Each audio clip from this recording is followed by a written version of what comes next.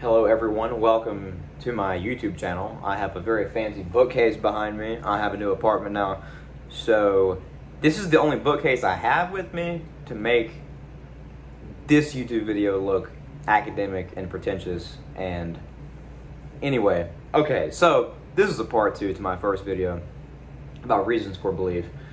And I don't think that video captured everything I wanted to say, and plus I've had some insights since then. So I think it's necessary to make a second part. Here we are. Predicament. So I'm a vegan and I miss eating meat. And I really want to eat meat. But my conscience won't let me. Dang it, conscience.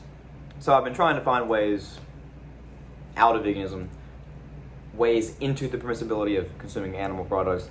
And I actually found 2 during the summer. They're mutually exclusive, so only one ends up kind of working. But I told myself, I'll give myself a week to see if this argument gets off the ground. If I find defeaters for it, I'll investigate that more. But if I go a week without finding defeaters, I will go back to consuming animal products. So a week went by, didn't find any defeaters, but I still felt kind of guilty about consuming animal products. So I didn't drop the vegan thing. That's kind of weird, right? So here's something that I've realized because of this. Reason, logic, evidence plays a very small role in why I'm convinced of what I believe, and plausibly why other people are convinced of what they believe. So, question, why was I convinced of veganism in the first place? So there's this YouTuber, Alex O'Connor, goes by the YouTube handle Cosmic Skeptic. I've watched his videos for years. I love his stuff on religious deconstruction, arguments for God's existence, theism, naturalism, cool stuff like that. I also appreciate him for his videos on veganism, and he actually kind of persuaded me to become a vegan myself through various arguments, but not really the arguments. He's just a really likable guy. He's very charismatic and he's smart. And I find that attractive, I guess, and that is what pushed me to become a vegan. There's a qualifier here. If I distrusted his reasons for why he was a vegan, I probably wouldn't be one. But I don't think the reasons do the heavy lifting when it comes to why I was influenced to become a vegan. I think part of the explanation, or most of the explanation, is that I found Alex O'Connor and other people that I listen to likable and engaging. And that was what pushed me to become a vegan. So it seems like social factors play a huge role in why I believe what I believe. There's some notable exceptions here. So philosophical clarity is a big exception. So there's a few things we just kind of know, independent of social influence. So I know that my memory is reliable, generally.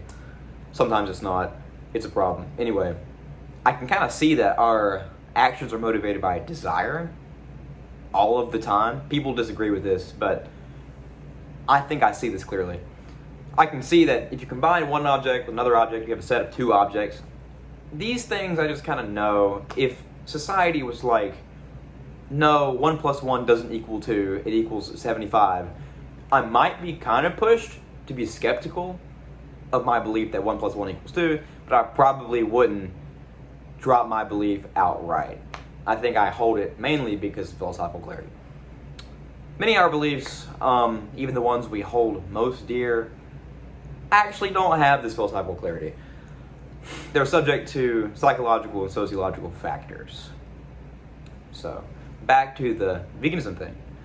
I don't believe my argument against veganism has that kind of philosophical clarity. It's strong, it has a lot of philosophical force, but I don't think it's clear. I think there's areas that need clarification and further thought. If I wanted to be convinced of my argument against veganism, I probably shouldn't continue to do the philosophy. I should probably actually surround myself with people who agree with my argument. I like them, and I don't have reason to distrust their reason for agreeing with my argument. If I were to want to get out of veganism as such, I need to surround myself with people that I like, people who believe that eating meat or consuming animal products is permissible, and I don't have a reason to distrust their view that eating meat or consuming animal products is permissible. So, here's something interesting. I do, in fact, surround myself with people who I generally like, who believe that consuming animal products is permissible. So why doesn't this sway me? I actually don't kind of trust their reasons for thinking that it's permissible. Now, that doesn't mean that anyone's irrational here or anyone is bad in any way. It's actually kind of difficult to come up with a good justification for why consuming animal products is permissible, which is interesting. Even though I think I found a way, but I didn't really. That's a topic for another video.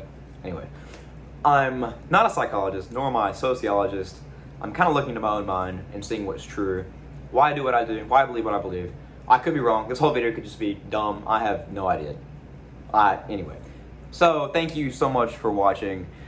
I'm happy with the way this video came out, and I'm going to edit this part out because I don't know why I just said that, but I like what I've done so far. Anyway, go check out my Instagram at _theory.of.life_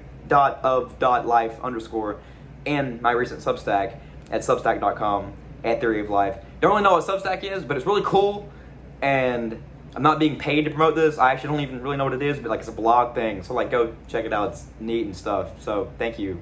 Bye.